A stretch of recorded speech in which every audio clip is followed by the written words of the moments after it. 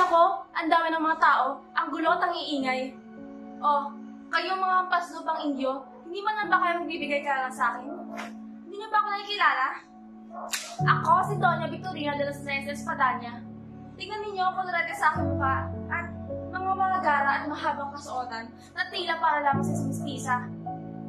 Kaya kayo mga Indyong sing-itim ng ita, dapat na igalang ninyo ako.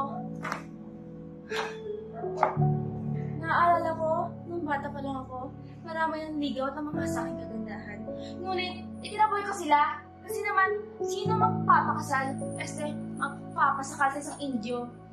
Hindi ito maaari. Malit pa lang ako alam ko magpapakasal ako sa isang Espanyol. At heto, ang Jimboy ko, si Doti Porcio de Espadanya. Oo, hindi nga siya ganun kayaman. Mas bata pa sa akin at hindi nang-aral. Pero, isa pa rin siya Espanyol. Pinilit ko nga siya magpanggap bilang doktor eh. At yung asawa na ako ng isang doktor, nakamit ko ng pinakamimithing alta social. Hindi lang ako maganda, social pa. Alam niyo ba, isang araw, napadaan kami sa tapat ng bahay ng isang Alvarez at nagkataon na naroon si Doña Consolacion. Abay, bigla ba namang sumimawat at dumura sa harapan ko?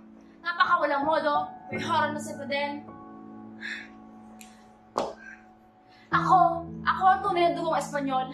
Kaya talaga ngayon, hinahamon ko siya kung sino ba talaga mas magaling sa aming dalawa. Hindi naman siya sa totoong Doña eh. Alam niyo ba, isa lamang siyang labandera na mahirap.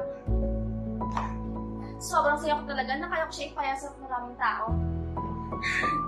Marami pa sana akong masasabi kung hindi niya lamang ako pinigyan ng aking asawa ng kura.